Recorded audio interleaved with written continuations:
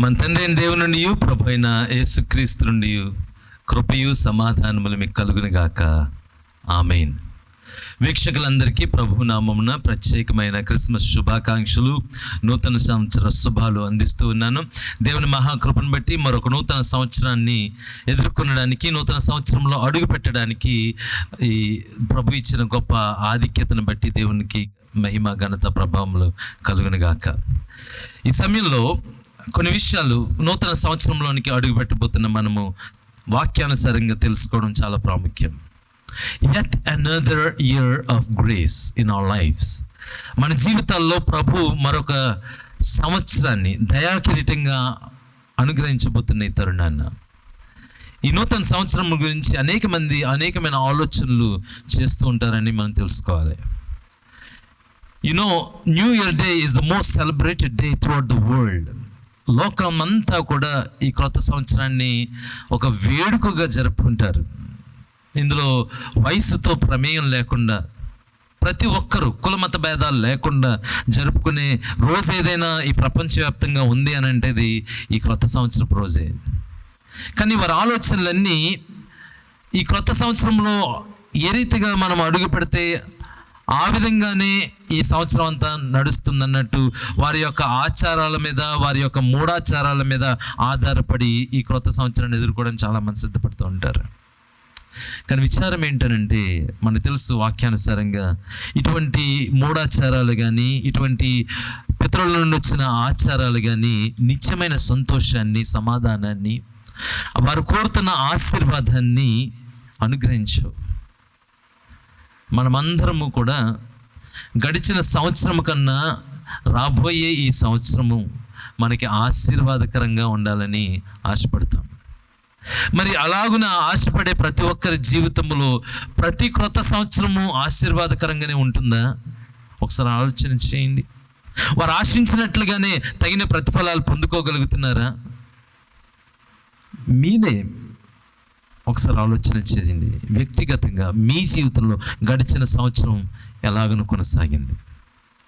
ప్రియమైన దేవుని బిడ్డలారా, ఈరోజు ఈ క్రొత్త సంవత్సరంలోనికి అడుగు పెడుతున్న మనం ఈ రాబోయే ఈ సంవత్సర కాలం అంతా మనలో నిజమైన మార్పును, నిజమైన నూతనత్వాన్ని, నిజమైన ఆశీర్వాదాన్ని అనుగ్రహించాలి అని అంటే మనము కొన్ని విడిచిపెట్టాలి, మనము కొన్ని హత్తుకోవాలి. Yes, we have to leave some and we have to cleave some.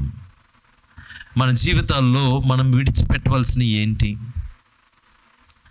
వాక్యానుసారంగా అపోస్తలుడైన పౌలు కొలస్సీలకు రాసిన పత్రికలో ఈ లోకపరమైన శరీరేచ్ఛలన్నింటినీ మనము చంపివేయాలి, లేక విడిచిపెట్టాలి, విసర్జించాలి అని నొక్కి ఒక్కానిస్తూ ఉన్నాడు.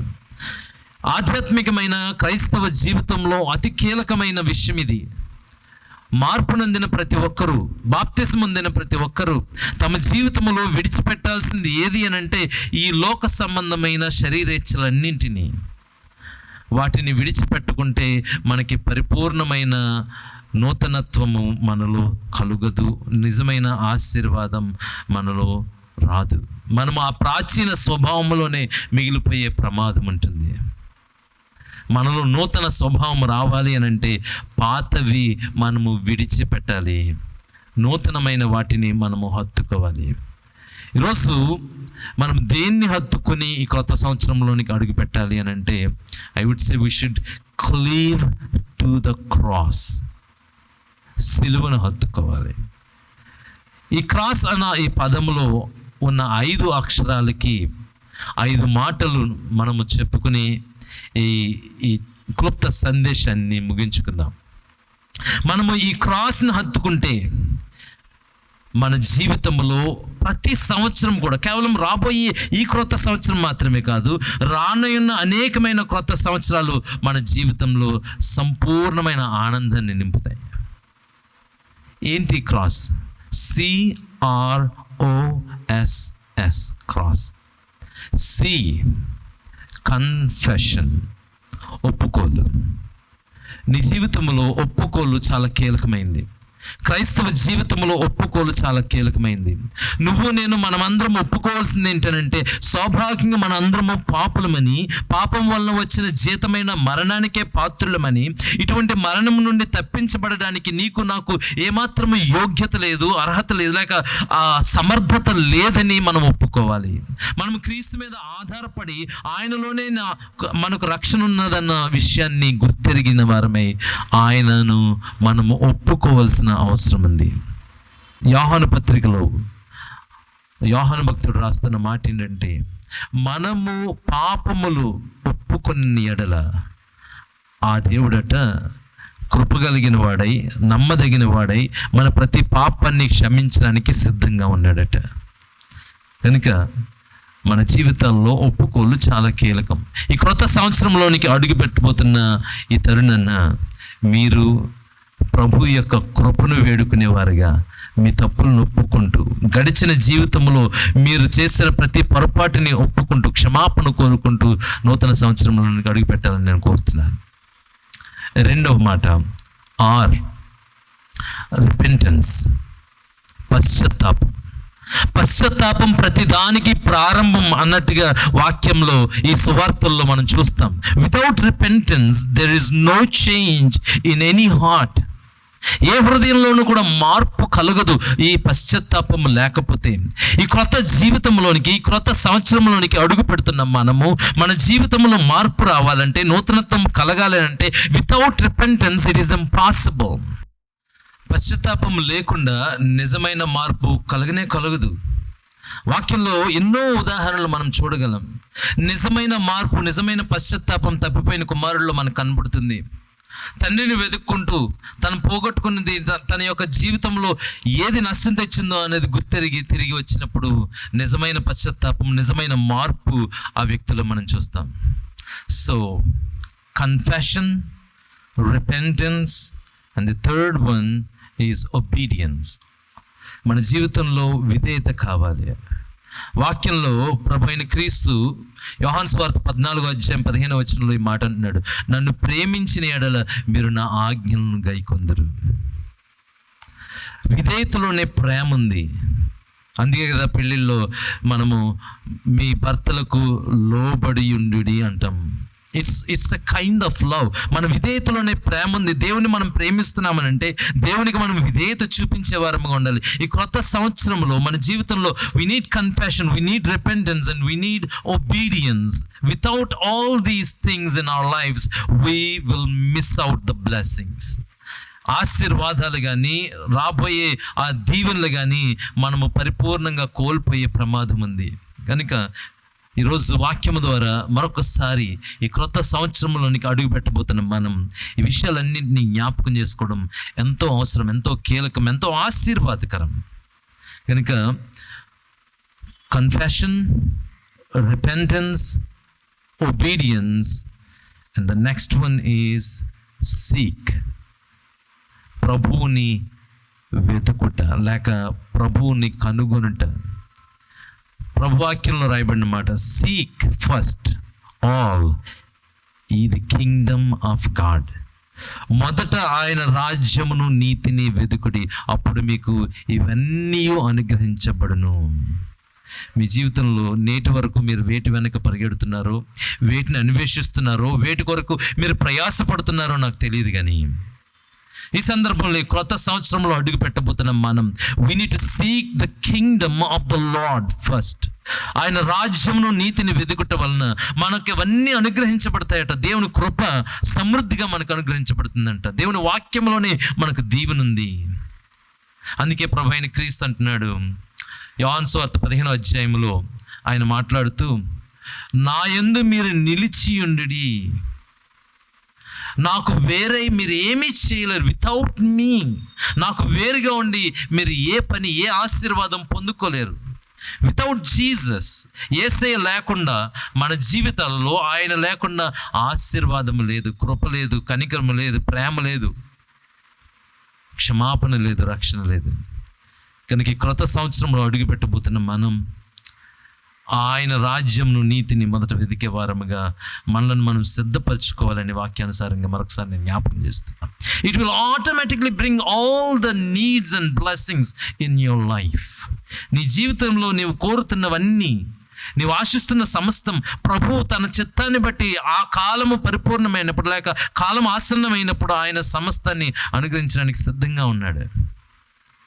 ఏ రీతిగా అయితే తన కుమారుని లోకాన్ని రక్షించడానికి కాలము సంపూర్ణమైనప్పుడు ఆయన వెనుదీయక పంపించాడు, అదే రీతిగా నీ జీవితంలో నీకు అవసరమైనదన్నీ కూడా ఆయన కాలము ప్రకారం సమయోచితంగా సహాయం చేసే దేవుడు. చివరిగా మరొక మాట,